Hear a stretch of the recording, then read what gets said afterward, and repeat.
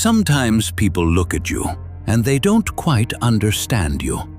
They wonder why you spend so much time alone, why you don't always seek noise, crowds, or constant conversation.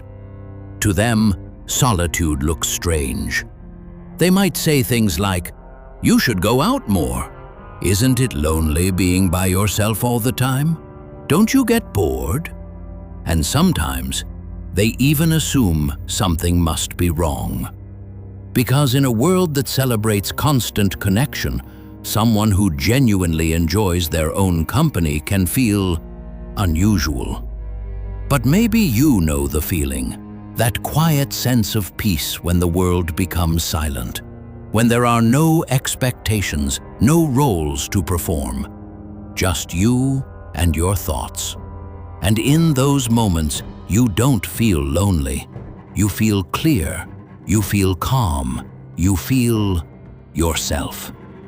But the strange thing is, the more comfortable you are being alone, the more others seem to question it, as if solitude is something to escape. But what if they're misunderstanding something fundamental? What if the ability to be alone is not a weakness at all? What if it's actually a hidden psychological strength? In this video, we're going to explore why people who are comfortable being alone often possess something many others struggle to develop, and why solitude, when understood correctly, may be one of the most powerful forms of personal freedom. After a lifetime of living among others, most people develop a quiet discomfort with solitude. Not because being alone is inherently painful, but because they were never taught how to exist without constant stimulation. From an early age, we are surrounded by noise, conversations, expectations, schedules, social roles. School teaches us to perform. Work teaches us to compete. Society teaches us to stay connected at all times. And slowly, without noticing it, many people lose the ability to simply sit with themselves. When silence appears, something unfamiliar begins to surface. Thoughts, questions, unresolved emotions. For someone who has spent years avoiding that inner space, solitude can feel uncomfortable, even threatening. Psychologists often describe this as cognitive avoidance. When we are constantly surrounded by people or distracted by endless information, we rarely have to face our own minds directly. But when the world becomes quiet, the mind suddenly becomes louder. Memories return, unanswered questions appear, doubts begin to speak. And for many people, this internal dialogue is something they would rather escape. So they fill their time with conversation, with entertainment, with social validation. Not always because they truly enjoy it, but because it keeps them from being alone with their thoughts. In this way, solitude becomes misunderstood. People assume that someone who spends time alone must be lonely or socially disconnected, but often the opposite is true. Many people simply fear the silence that solitude brings, because silence removes distractions, and without distractions, you begin to see yourself more clearly. You are afraid of solitude if you are afraid of yourself. You try to avoid being alone just to escape from yourself. But solitude does something interesting to the human mind. Once the initial discomfort fades, something else begins to happen. Clarity. In everyday life, our thoughts are constantly interrupted. Notifications, conversations, expectations from others. Our attention is pulled in dozens of directions at once. And when the mind is constantly reacting to external stimuli, it rarely has the space to organize itself. Solitude changes this dynamic. When you step away from the noise of the world, your mind slowly begins to settle. Thoughts that were once chaotic start to arrange themselves. Questions that felt overwhelming begin to look simpler. and ideas that were buried beneath daily distractions finally have room to surface. This is why many people report their clearest thinking when they are alone. Not during meetings, not during conversations, but while walking quietly, sitting by themselves, or simply staring out of a window. In these quiet moments, the mind is no longer reacting, it begins observing. And observation creates understanding. Philosophers and psychologists have long recognized this relationship between solitude and clarity. When we are alone, we are no longer performing for anyone.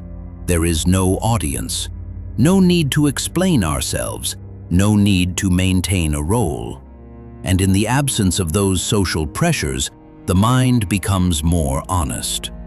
You begin to notice what you truly think, what you truly feel, and sometimes what you have been avoiding.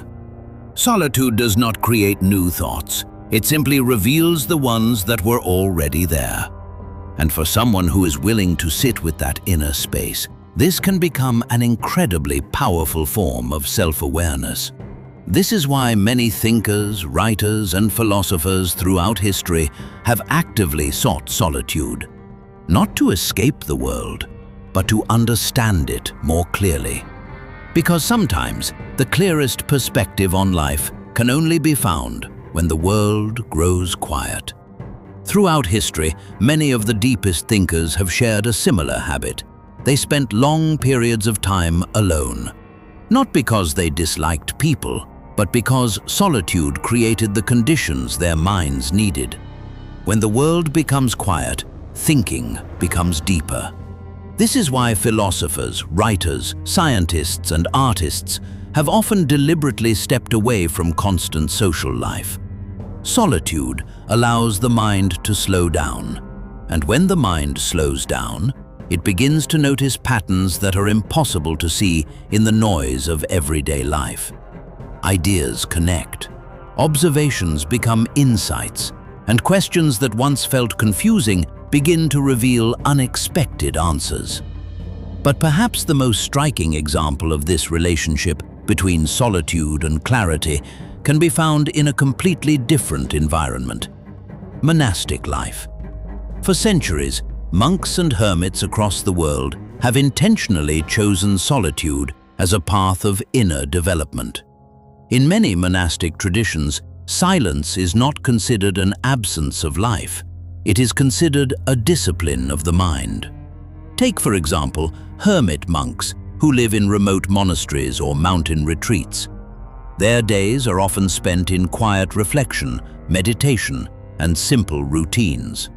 From the outside, this lifestyle can appear extreme. Why would someone willingly step away from society? Why would they choose silence over constant activity? But the goal of this practice is not isolation, it is clarity.